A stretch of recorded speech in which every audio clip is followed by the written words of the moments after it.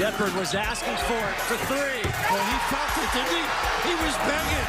Oh, what a play by Matt Mitchell. To Watson, sees a lane, takes it underneath. Montana three. This is a clinic. This is Aztec basketball. Friends, welcome back. I hope you all had a great weekend. This is another episode of the Aztec Breakdown podcast. My name is Austin Bolton, and I will be your host today. You can follow me on all socials at It's Austin Bolton. And joining me this fine Sunday night is my wife, Carly House Bolton. You can follow her on all her socials at Car McGee. Don't forget to follow Trone and the show at Aztec Breakdown, Kyle at Call Me Kinslow, and Jacob over at Aztec Analytics. I know everybody's been kind of firing off good content on all the various social platforms that they're kind of partaking in. So check them out. And while you're at it, don't forget to rate, like, and review wherever you get your podcasts. Carly, the Aztecs won the Old City Championship 74-57 against USD. How you feeling about everything this weekend? Feeling good. We'll break it down a little bit, but we took care of business. Was glad to see that. I think we both spoke a little bit about being a bit nervous about this game for all the various reasons that it could sometimes be a bit of a stumbling block, but we came through. Yeah, it's just so funny how one-sided it is now. Like everything about this game is on our terms, right? Like it used to be this home and home. Then they did the Petco thing, which was a disaster. But now it is interesting just how one-sided this be. Like everything is dictated about what we're going to do. And I that's definitely the right thing from our perspective because we have a lot more to lose. But it's, it's so analytically and metrically driven. And I get all of that. But sometimes this stuff is just good for the city, right? And it's good for San Diego basketball. Metrics aside, which I know the metrics are important. So it's nice to have that little tradition there. Yeah, I wish we could lean into it a bit more and have it be metrically competitive. Right. And I'll talk a little bit later about my feelings on the crowd in the evening, but I'm glad we're playing them again. I think that there was an era where they were really competitive. They're in that same conference with Gonzaga and St. Mary's, and they've had definitely up years, and it's been different. But the delta between us and them has just grown so much. Oh, it's crazy. It's crazy. It used to be like a pretty heated deal, and like it is definitely not that anymore. I've definitely been to this game, a version of this game at Jenny Craig Pavilion, and, in that script flipped, totally rockin', like tight game. Like it's just so different now that I don't know that we could incubate that kind of energy. Yeah, no, that's fair. So coming out of that, just, let's focus a little bit on the Aztecs. What was your biggest takeaway from the game? I mean, for me, it was these guys having bounce backs when we need them to. Every single game, people step up, and if someone else is struggling, there's backfill. And it was great to see Nick Boyd kind of have a little bit of a coming out party after one little down game. I don't know. I'm just excited about seeing all of them. I can't really pinpoint anything. It's a super fun group. I think that is a huge realization. We've said this a couple times over the last couple pods. Like they're really coming their own. They're just such a fun group, and they're really buying in. And this was almost my biggest thing, was just how much they bought in. Right, like you get a couple big dunks from Farrell Compton, they're firing the crowd up. Nick Boyd. He's been kind of that guy since day one. Everybody's just rocking on all cylinders and just rowing the same way. And it's just great to see. Just the energy around it is super fun. Like I am fully bought in on this team. Yeah, it's exciting. And, we'll dig into a little bit of the players, but BJ Davis, not his best night. And I am fully confident that he's going to bounce back quickly. Like I'm not worried about him. I'm not worried or stressed about anything that went on in this game, really. And that feels very freeing. I don't know. It's an exciting spot to be in with a team. Yeah, and my biggest takeaway, the one I actually wrote down, is that it is crazy that Farrell Compton is basically, if there is a way to have 6 starters, he's the 6th starter. He had the 5th most minutes for the Aztecs tonight. He came out, he subbed in at like the 18-minute mark in the first half, and then came in at like the 19-minute mark in the second half. And granted, some of that had to do with Magoon's injury / fatigue potentially. Whatever. Yeah, and who knows? I think that's a little gamesmanship. He looked stiff, and I saw him take those ice packs off his back, and being with the trainers and the doctors, I personally find that to be a little gamesmanshipy. Yeah, maybe. I mean, you saw that too, right? I pointed I mean, to me, it was the moment he went hard after. I think he might have kind of slipped up and gotten driven into the basket on, and the guy made the basket. They both fell. And I'm like, you don't got to be sacrificing your body like this in the USD game, man. And he got up really slow, and it looked like he fell on his tailbone. Yeah, I've heard tailbone too as the other thing that's kind of out in the ether. I will say he was on the ground a little too much for my liking. It's kind of like if you're a Laker fan, like Anthony Davis. Like, please stop falling. He just crashes like a tree in the forest, and you're just never sure what's going to happen, like when they're getting up. When you're 7 feet tall and you fall to the ground, like that's the velocity there. There's apt to be worse bumps and bruises than for your average person. So, hated to see that. I would be shocked if we saw him on Wednesday. Yeah, and I mean, I think that's probably fine, right? I mean, I don't know. We got to get him game reps, though. That was his 8th college game. I mean, the nice thing is that if he's feeling better, they have 10 days off till Cal. Fair. Put him in limited minutes if he can go, but I don't think they need. What I like about this team is that they've proven they don't need to rely on one guy to be the bucket getter. Yeah. They don't need him to show up with 25 points every night. And so do what you can, make conservative choices. I mean, you pointed this out in the middle of the game last night, was how spread across the team the scoring was. I mean, it went 17, 13, 13, 12, 9, 8. And I think I made that comment when it was like 12, 12, 11, 14. It was like really balanced, which I loved. Super balanced scoring, yeah. And that's great. I mean, that's just a team that's sharing the ball. I mean, the Aztecs had 13 assists on 29 makes. I mean, that's a little low, but, for my personal, I like a 50% assist to made basket ratio, but, it's right there. And the one thing I do love before we get into the guys is just like when a guy makes a great play, or like maybe they missed a couple. The bench is like great, and they are just like fired up for these guys, and like there is a real palpable and genuine energy when these guys make great plays. Yeah.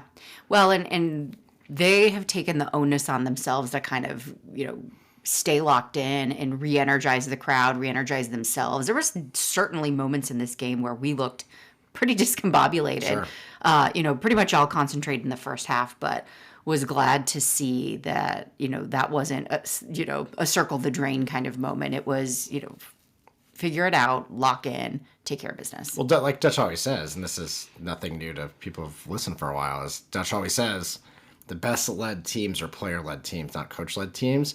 And this is very much a player-led team. Yeah, absolutely. Let's dig into some of the other stat lines. All right, let's get into the guys.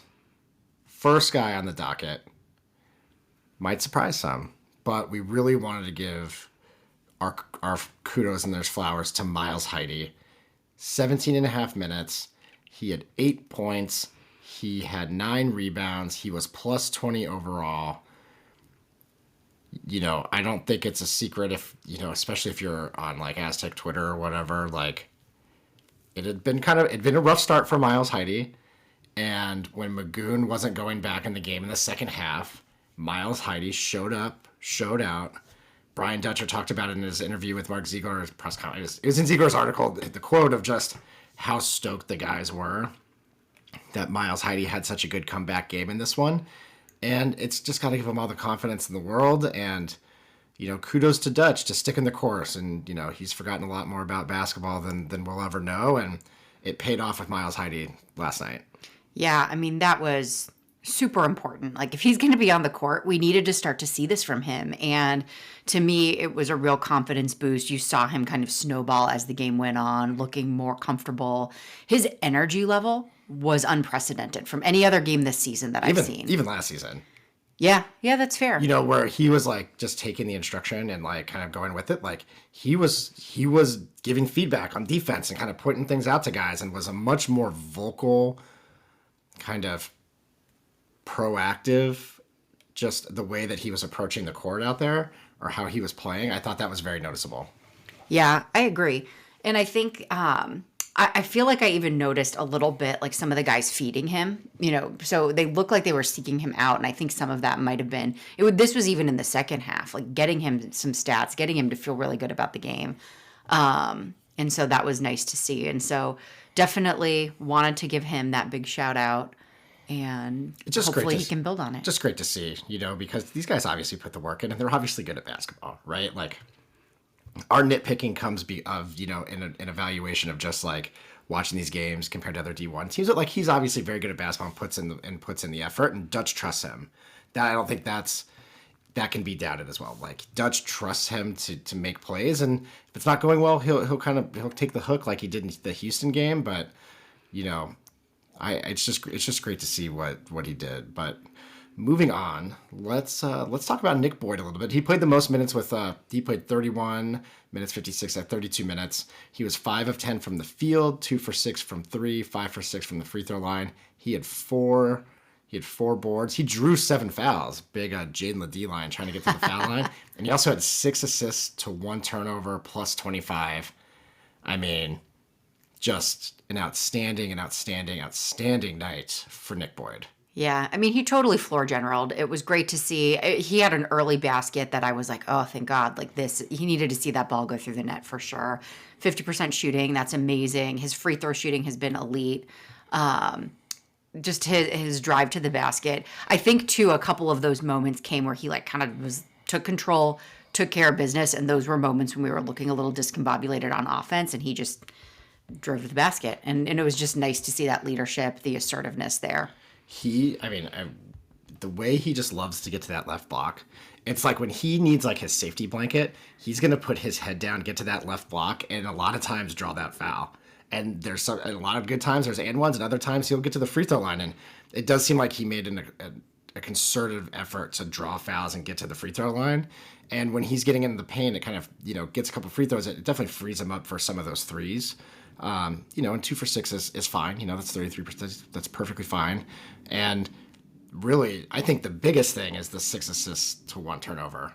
That's exactly what we want to see from him. Yeah.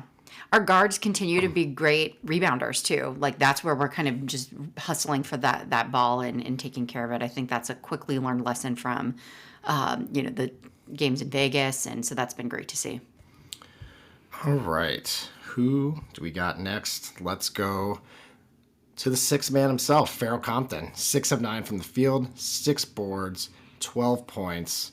Did have 4 fouls. But generally speaking, again, just loving everything I'm seeing from this guy. This guy's the real deal and he's ready right now. Like, I think we can stop talking about him being a freshman. Like, he is an impact player and he's ready to go, and he is going to be a huge, huge key to the rest of the season. Yeah, absolutely. It's funny. I was thinking as you said that I need to add Farrell Compton's just a freshman to the list of things that are annoying during broadcasts because who cares? And it's kind of like that JT Toppin from New Mexico last year. Like, line him up. You could never guess that this kid is young. He is getting better every game. Really, really enjoyed seeing how fired up he got. Yes, he got teed up once towards the very end of the game. Oh, that's right. He did get teed up. I forgot about that. Super into this. And I was mildly annoyed at that, only because I was at that point rooting for us to beat the KenPom spread. Yeah. Yeah, whatever. Which, whatever. But, like, it's, you don't. You're spoiled at basketball when that's the kind of stuff you root for.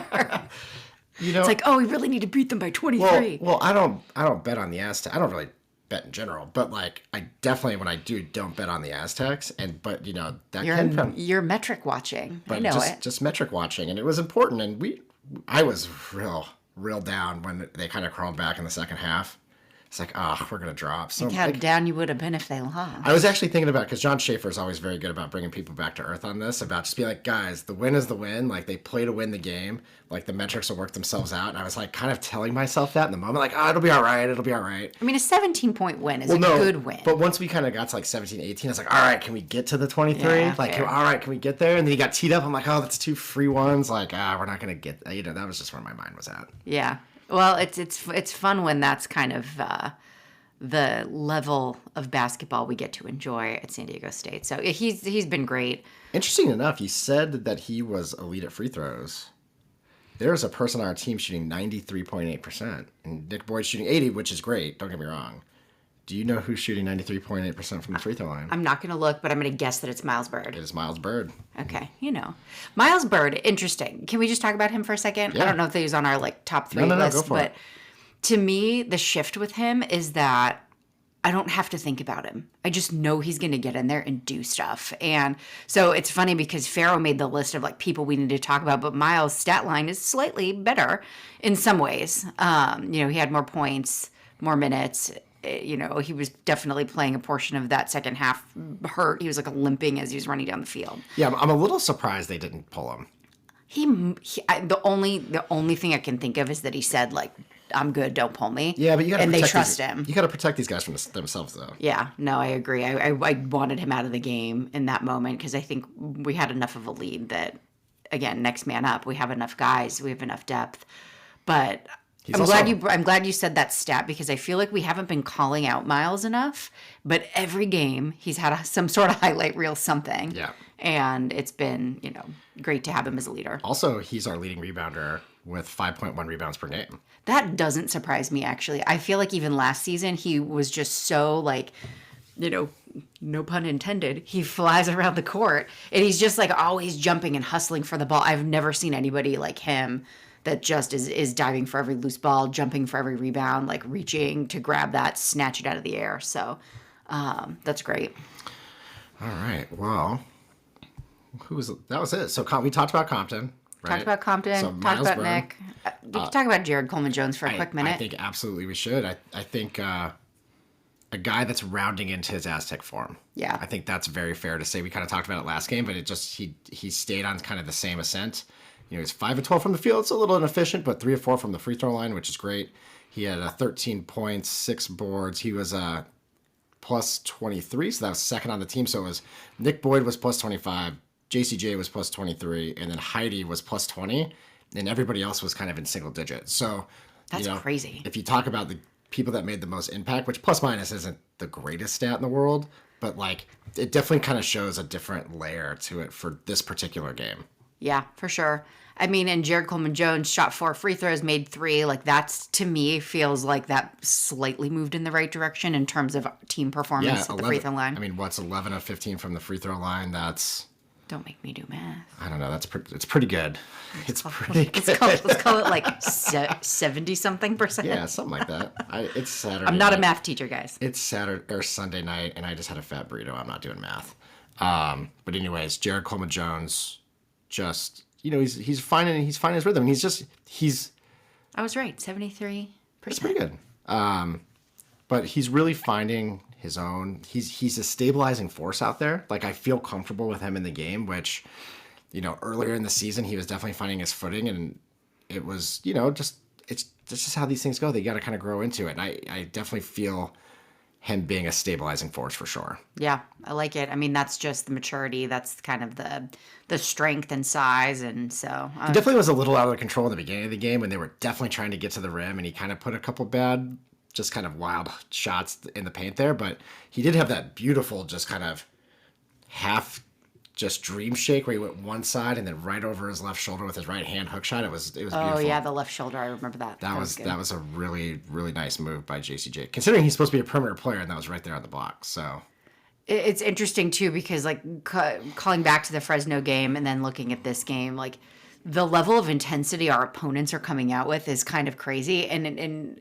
some may be able to sustain it and others won't be. I feel like USD sustained a little bit of their intensity longer than Fresno did. that's funny that you mentioned that.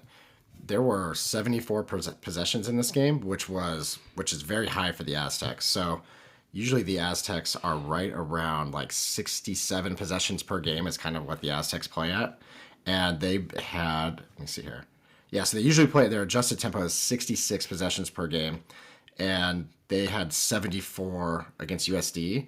And to your point about Fresno, they had 78 possessions in that game, where that's 8 to 12 higher than what they normally do because how USD was trying to get up and down the floor. They shot a lot of threes.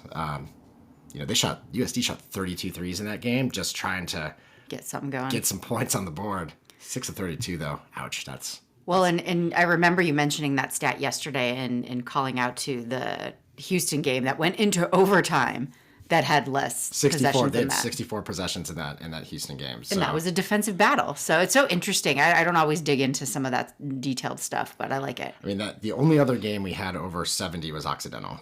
Yeah, we were running and gunning that game. Yeah, and that's because we got 100 points. So, once that gets into Mountain West play, though, that's just gonna just shrink right down. Yeah, makes sense. Anybody else that you want to talk about? Anything? I'll give some honorable mentions, make some comments to other places, I think. So we can move on. Okay, let's move on. Carly, so give me your favorite play of the game. I mean, can I be any more cliche? Obviously, my favorite play of the game is here's the special shout out, Taj de Gorville to Pharaoh Compton alley-oop. That was sick. It was amazing. And it was interesting. Obviously it's on every highlight reel. It's super fun to watch. Pharaoh Compton was the Mace Foundation player of the game. He did a little interview afterwards, talked about the chemistry between himself and Taj being, friends. They're roommates, right? They're roommates. They were, friends before they came to San Diego State together. And so seeing some of the accelerated outcomes of that chemistry is awesome. Like the two freshmen that just met this year would probably not have that type of connection. And so shout out to Taj for finding him. The only other time recently was Miles and Elijah Saunders. Well, don't make me feel sad. I miss that dynamic duo. Well, we got another one, and I think that's great. I mean, I will say they weren't friends before they came to state, though. They met on their recruiting trip. Okay, fair enough. So that's like a little bit of a difference. And both those guys are from Vegas. I will say though, when Pharaoh was streaking down the center of the floor. You called it. I did call it. I was just like, throw the lob, throw the lob, throw the lob, yeah! Like it was... That was a direct replay. Yes, that's exactly what happened. But it was perfect, and like he threw that thing. That was perfect. And they were so pumped up after that. That was awesome. It's funny because I feel like we haven't seen a lot of that kind of stuff since Keyshawn. Yeah. And it's fun to have it back. Well, and it just like brings a level of fun, right? Like, and that this team has a level of fun, and Nick Boyd's kind of the bad cop, but like he also gets in on it. That's fun though. I like it. Yeah. He loves to kind of get feisty and he riles up the crowd, and I enjoy it. So, anyways, what was your favorite play of the game? Oh man, it was definitely when Miles got in the air and dropped that little behind the back pass right to Pharaoh Compton for the dunk. I mean, that was as good as it comes right there from that was just so sick. That was like Magic Johnson-esque. I have to admit something. I didn't see it live. I literally must have just looked away. I must have done something. But sometimes I have my phone up. I'm looking at not like random stuff, but I'm usually looking either at box score. Sometimes I'll look at like Aztec Twitter and just kind of see commentary. And Kyle Kinslow tweeted like Miles Sports Center #1. I was like, what did he do? Yeah, it was so funny because you're like, what happened? And I'm like, you didn't see the what? I don't know. Lesson learned. I'm going to stop that. It's funny. It was because we didn't sit in our own seats last night. So for Section U, we were there, I promise. From our seats in Section U, we can see the underscoreboard that has some of the more additional stats. Yeah, diving into the stats a bit more so we can see like the team shooting percentages and things like that. And I like to watch that during the game. Yeah. And so if I can't see it from my seat, I pull it up on ESPN. So I'm going to say that's exactly what I was doing, but I'm really sad I missed that. Have watched the highlight reel plenty of times, and it was filthy. Our passing again this season has been so good. Yeah, it has been so good. There was a bunch of good passes again last night. There was one from Taj. He's a good passer. I want to say he whipped it to Bird. I don't remember exactly, but he had a couple. And then obviously Nick Boyd was dealing with the 6 assists. So Nice. But it was overall just really. You know which one I also really liked was Heidi's put back in and one. Yeah. Or it wasn't an and one, but it should have been an and one, and he got the offensive rebound. It should have been an and one. He didn't have any free throws, but he definitely got hammered on that one. Yeah, he got hammered on a few. He was resilient this game. I remember like seeing, I don't know if it was his first bucket or like a first kind of like hard fought rebound. There's definitely a rebound he grabbed, and then one of the USD guys kind of like got in there, jostled with him, and he ripped the ball away. And I was like, that's what I want to see from you. Oh, another one I really liked was Wayne McKinney's rebound and dish to Gerald Coleman-Jones. Oh, where he got a rebound and an assist on the same play? Yeah, that was his only stats of the first half. And, Wayne McKinney, not the stat line he was probably looking for, but it's also understandable. We talked about that last time. Yeah, you called it. I mean, it is hard. It's got to be a tough position to be in, playing your former team, your former coaches. I'm sure it was all friendly enough, but I'm sure he also wanted to have a really good game, and it just didn't click for him that night. There's always Wednesday. Well, and he had a great game at Fresno. So again, there's just so many. Not worried about him at all. It was an obvious there's a potential that he presses, and if it's one of those things where when you're pressing and it doesn't go well at first, it can kind of snowball. And I'm glad he had that one play that was just really nice, and it was exactly what the team needed at the time, because they were kind of coming back at that point. That was at the end of the first half, I'm pretty sure, when they started coming back. Yeah, we were up 10 in the first half, and I was kind of like, okay, here we go. And then they crawled back to within like 2, and I was unhappy. Yeah, it was. I think he's number 5. What was his name? Pierre. Benji Pierre. Dude I saw this, that he hadn't made a 3 all season until last night, and he caught fire hitting 5 of 11. He had 17 points. That was wild. I mean, physically, he looked like he should have been starting on that team, but he came off the bench for them. He did 24 minutes. He did play 24 minutes, but like, you're not going to take the guy that hit 5 threes out. Yeah. And he hit 3 in like pretty quick succession. So that's crazy. So he was 5 of 11 from 3. The rest of the team was 1 of 21 from 3 outside of Pierre. That's crazy. That is brutal. Wow. So the plus minus on them, it's like minus everybody except for him is +2. That's interesting. No, he's -5. This Brooks guy is. Oh, shoot. Wrong line. Good for him, though. I mean, hopefully they figure something out. Again, it's only going to help us if they play well this season. Well, it's one of those things we could talk. I was going to talk about this a little bit about Cal Baptist. Is like, when you play these nationally ranked teams, like, it's an opportunity to put some tape out there if you're looking to make a change after the season, or see what else is out there. Yeah. And like, this is the perfect kind of game for a guy like that who has the stature. He's a big guy. Like, I don't have his stuff right in front of me, but he's got the athletic body, and if he can hit those threes, like, more power to him, because that's exactly the kind of tape that he wants to put out there if he's at all looking to transfer, move up, or whatever you want. Yeah, he's 6'8", 230. Like, if he has a grad transfer year, that's exactly the kind of thing that. Yeah, he's a 6'8", 230 wing, right? Like, so that's pretty big. That guy has Colorado State written all over him. He and Taj were matched up quite a bit in this game, and he definitely had some stature advantage there. That was interesting to watch. Oh, USD's Ken Palm went up 9 by losing to us by 17. That's cool. Hey, that should make us feel good. Yeah, that's true. Good point. Glass half full. Yeah, it's not usually my shtick. Sometimes on this podcast it is. Absolutely your shtick. On this podcast specifically, yes. Not in other regards. All right, let's move on to let's rip some takes off. Homer, let's get to Homer and Hater. If you're new to the show, this is where we have an irrational take, both on the positive side, which is a Homer, on the negative side, which is a hater. Carly, let's start with your Homer. All right. Okay. I can do this. I'm always Homer, so it's not always that interesting. But so over the last 3, this is the third of 3 that we've recorded kind of recently. We said this was the most exciting team that we've seen in a long time. We said this was the most explosive team that we've seen in a long time. And now I'm going to build on some of my commentary from earlier and say, I think this is the most versatile team that we've had in quite a while. Maybe not as extended as some of those other things, but the versatility is going to be key here. And we know how much of a grind the Mountain West Conference is, and so I'm just super, super excited about that. Well, they just keep proving themselves to me. I mean, you're totally right in the sense of like they can go super small, they can go super big. Like you could put, hypothetically, you could put Compton, Goon, and JCJ out there and go super big, or you could go, Miles, BJ, Boyd, Wayne McKinney, and Guath, or any of the bigs and go 4 kind of guards. Or you can swap out Goon and JCJ kind of, well, they play 5 out, but like you could play them at the 4 and the 5. Taj DeGorville kind of can go through that 1 through 3. Miles Bird can go 1 through 4, and he can even switch onto a 5. Like, even the national championship team, like Nathan Mensah was the 5. Yep. Right? And there's some versatility in there between, how they kind of did with DT and Lamont and, some of that. There was more minute versatility where here, like, you can make wholesale versatile changes in like 20 different ways.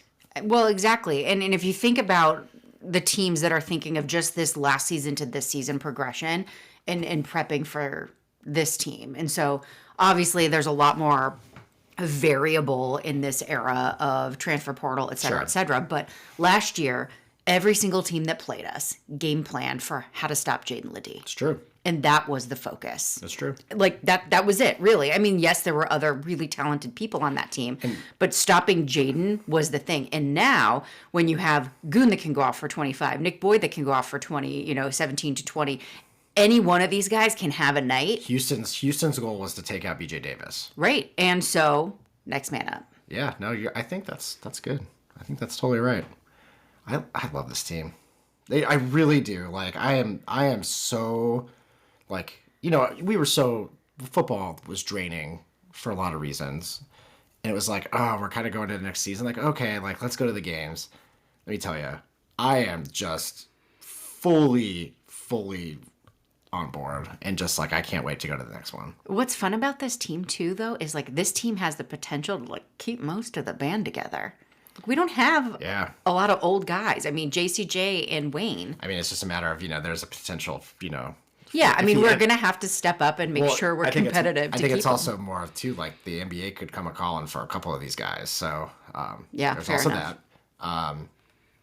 Let's not think about that now. Let's be in the moment. We're what? Is the NBA going to become my hater because I don't want them to take any of our team? We love going to NBA games, though, so it's fine. We're 6-2, so that's 8. So we're like a third of the way through the season, basically. All right, let's not get ahead of Yeah, ourselves. What about you? What's your homer? My homer is that there are 2 rules in the Mountain West. The first rule is every year the Mountain West runs through San Diego, California, and Viejas Arena. And the second rule is if there's any doubt because of roster turnover, revert back to rule number 1 because San Diego State runs this conference. It comes through Viejas Arena, and until this team moves at the Pac-12, it will be like that next year. It will be like that for the rest of this year because we are the only ones who just won't step on themselves taking a terrible loss like everybody in the conference did on Saturday except for Utah State. And it's so frustrating that they're, your homer sounds a little like a hater. But our homer is just how much above and beyond our team is over the rest of the conference. And I'm animated because I almost hit Carly with my hand gestures here. I'm silently blocking him from flailing. But it's true. It's like, we leave the game on Saturday night, and New Mexico lost to New Mexico State. Boise lost to Washington State.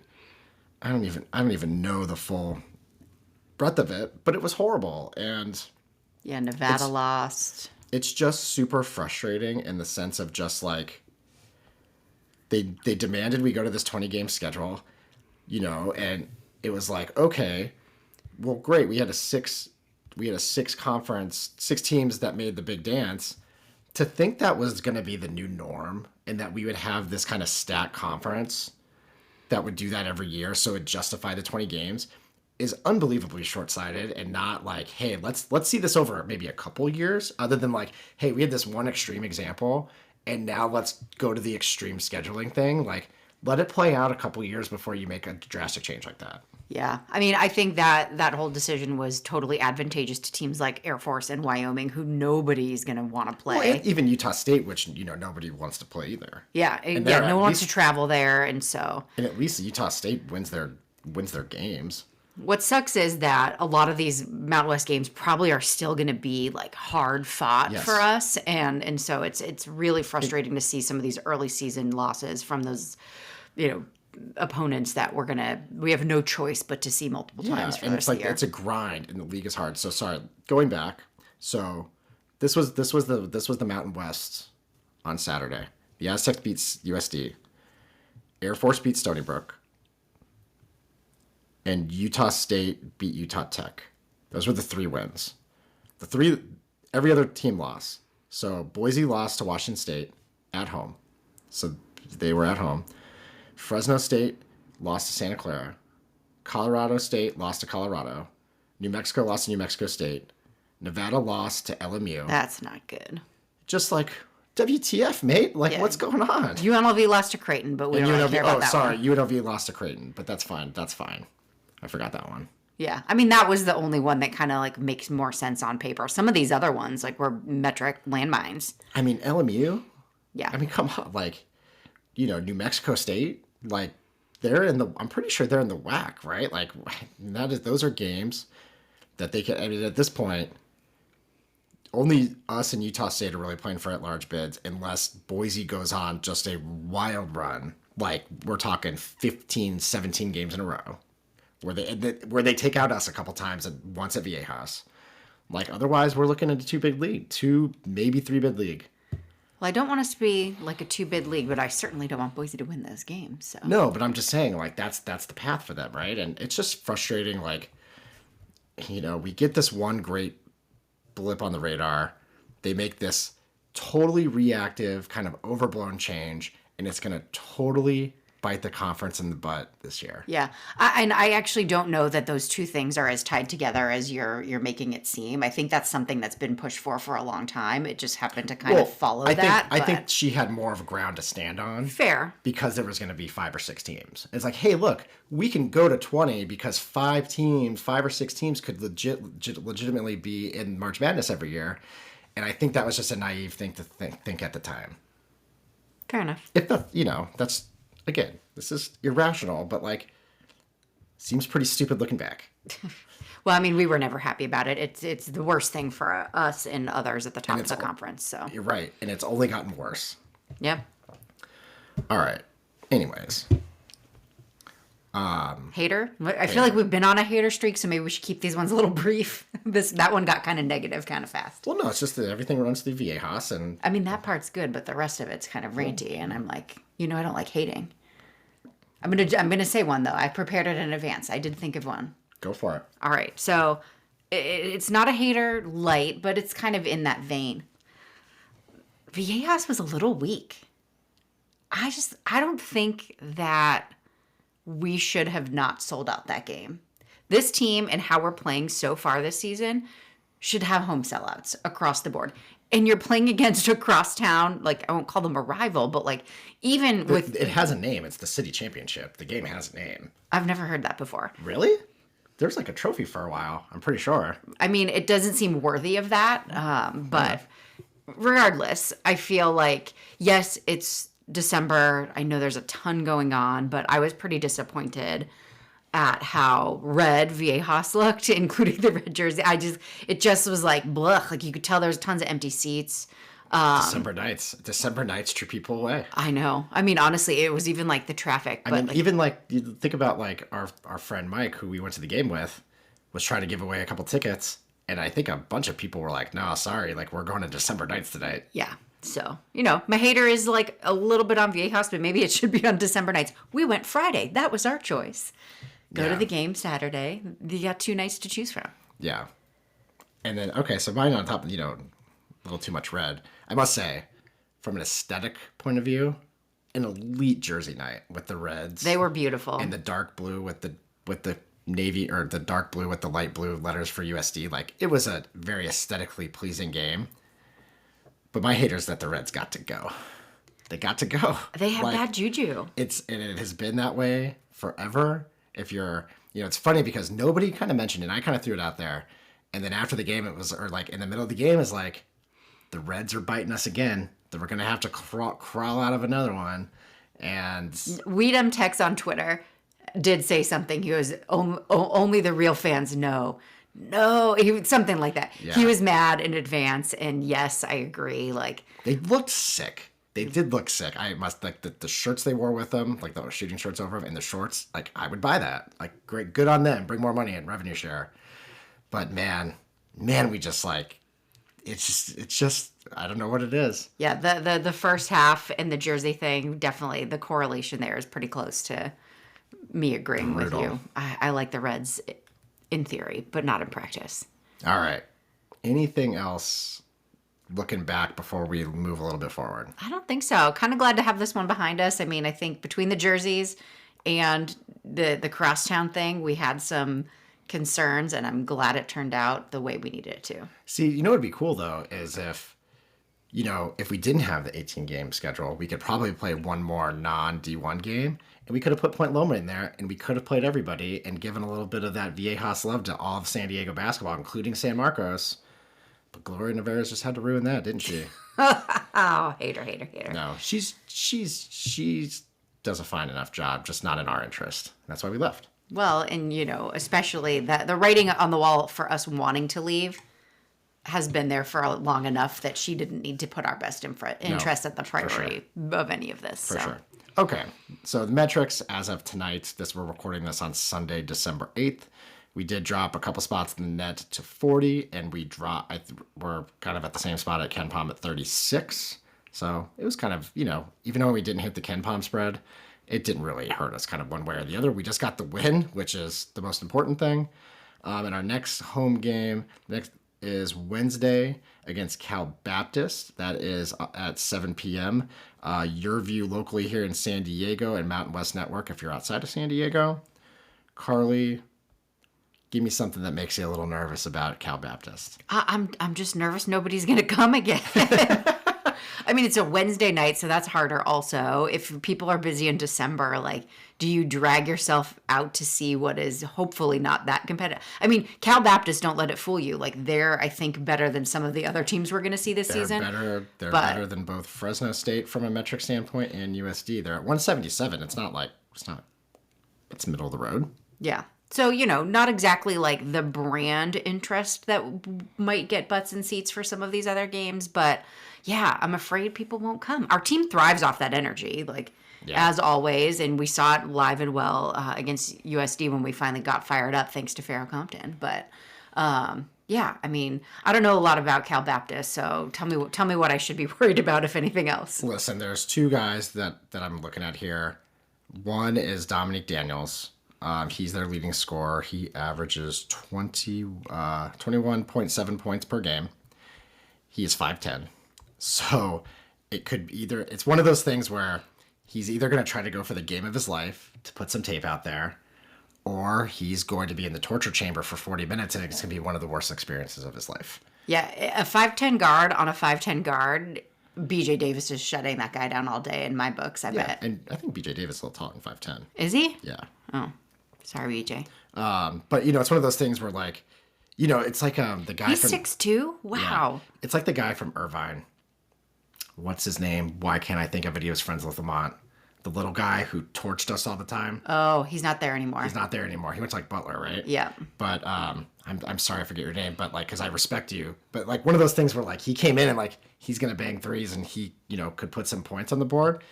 This is a guy that's kind of in that kind of ballpark, right? Yep. And so he's either gonna come in and put some points up. I mean, he shoots 38% from the field, only 27% for three on the season, but 86% free throw shooter. So he definitely can shoot the ball. So he's either going to come in and be frustratingly making shots, or he's going to be put in the torture chamber. And then there's also Kendall Coleman. He averages 14 points a game. He's more of your traditional size guy. He's 6'8". His offensive rating is 126.1, which is good for 219th in the country, which is pretty good. And he gets a ton of boards. So he is He has a defensive rebound rate of 26.3 and an offensive rebound rate of 11.3. Those are both excellent. Both in the top kind of 10, what is that, 17th percentile for offensive rebounds and kind of the top 96 percentile for defensive rebounds. So that's definitely a guy that we'll have to keep an eye on, because if Dominic Daniels is chucking shots up and, not being the most efficient, there's a guy we got to box out to make sure that we're not giving up second points, which has been a bugaboo for this team. So 2 guys just to kind of be on the lookout for. It's going to be an interesting matchup. Like, these guys, metrically, KenPom speaking, which, is kind of my scout. I don't know much about Cal Baptist, but, they're better than Fresno and USD. So there's that. And they beat Fresno. They did beat Fresno. I was going to say, who else have they played? Anyone of interest? Let's see. They have beaten Kennesaw State. They lost by 1 to UCR. They beat Fresno. They lost to SMU by 2 on a neutral floor. Interesting. And they lost to UCF by 15 on the road. True road game in Florida. So that's not that surprising coming from Riverside. Interesting. All right. Well, it looks like they'll have had 10 days off since their last game. So that could help them or hurt them. That the scout will be good for them, I would imagine. That would definitely be on the things that make me nervous.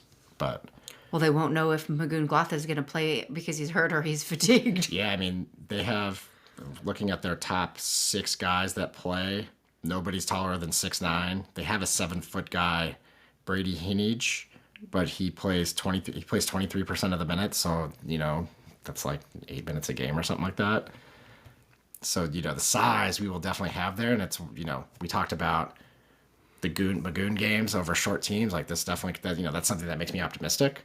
And the Aztecs defense also is just really kind of rounding into form. They're up to 6th in KenPom in defensive efficiency at 93.5. And our offensive efficiency has actually gone up quite a bit too, up to 110.9.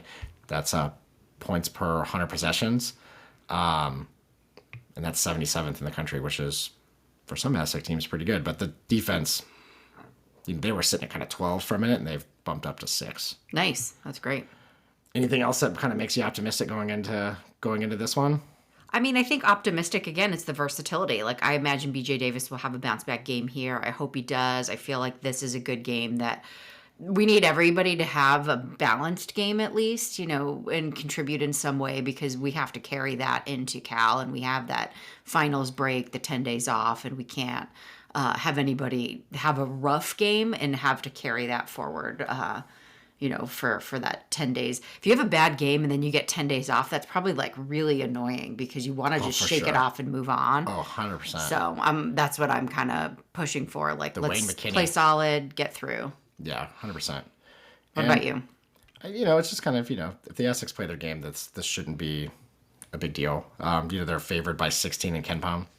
So, it's a pretty favorable margin. And, really here it's just about our height and athleticism is just going to impose themselves on these guys. That's really, at the end of the day, that's going to win us a lot of these types of games. Yeah, I love it.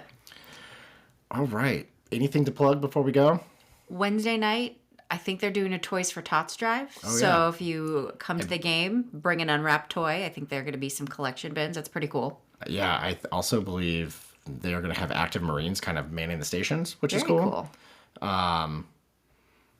Yeah, get there early. The lines have been good. They've kind of figured out the line situation. We've been getting there pretty early though. Yeah, but having those new metal detectors where they're just having to do things, has been helpful. I mean, we're a tragically late crowd. So. I know weeknight games are horrible for that too. I know. So. But get there, be loud. This team deserves your support. Where do you think they'll be ranked tomorrow? I don't think they're going to move much. I don't think we're going to get super rewarded for games we should have won, and kind of did. We did our job. If we move up, it probably won't be more than 2 spots is my guess. Yeah, I think that's fair. Yeah, like always, support your local collectives. They're doing a great job. And buy T-shirts. I know Sanzamani did one with Miles Bird, which is very cool. They also did one with Adriana Cazeta. I was just going to say that. I saw that. It's very cool. Which is, just any way we can support these guys and gals to put resources, get them resources so we can keep them. I got something to plug. Yeah, plug it. Quick sidebar. Aztec softball coming back in January. Stay tuned. We're going to do some really cool stuff with them and collabing with Aztec Link. And so if you've been to a softball game, keep coming back. If you've not yet been to a softball game, super fun. Make plans to do so. They have a really cool fundraising event that they're doing. I think it's January 25th. If you're interested at all, check it out. They have some information up on their social media. They do a dinner, lunch. I don't know what time of day it is, but it's out in the outfield of the softball field. Very, very cool. So that's my other quick plug. We Believe team will also be all over the softball stuff this season. Yeah. Softball content. So very excited. You know, Mesa's done a great job with the basketball this year. I really like the Aztecs in the pro segments. I think that's very cool. Good recruiting plugs, tools there. Yeah. And just like, the content they're posting is... They've stepped up the content game this year. Very good. Like, it's been very, very good. So just everybody seems to be clicking. It's going well. Just, keep supporting how you can, and hopefully they'll keep winning. And that's all we can do, and we'll keep winning. Love it. Anything else? Nope. All right. Well, thank you again for joining us. This has been another episode of the Aztec Breakdown Podcast. Again, my name is Austin Bolton. You can follow me on all socials at It's Austin Bolton. And joining me, like a lot of the time, is my wife, Carly House Bolton, and you can follow her on everything at Car McGee. But until next time, go Aztecs. Go Aztecs. On the floor, it's Butler with 2 seconds. He's got to put it up, and he wins it. He wins it with the jumper. Mitchell's feeling it. Now he's feeling it even more. What it do, Matt Mitchell? Shackle with Flynn for the win. It's good!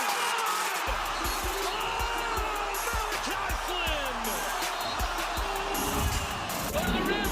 2 to go. Butler has to put it up for the win. Butler sticks it at the buzzer. And a steal. Darion Trammell will coast in for the layup. Franklin with 2 seconds forces the shot. It's good. The Aztecs advance. They've won it on the shot by the player of the year. Miller, he put it behind his back. It's taken away by Butler. Lob it up. Lob it down. Big finish. Keyshawn Johnson. Now we have tasted it. We're coming back. We're coming back.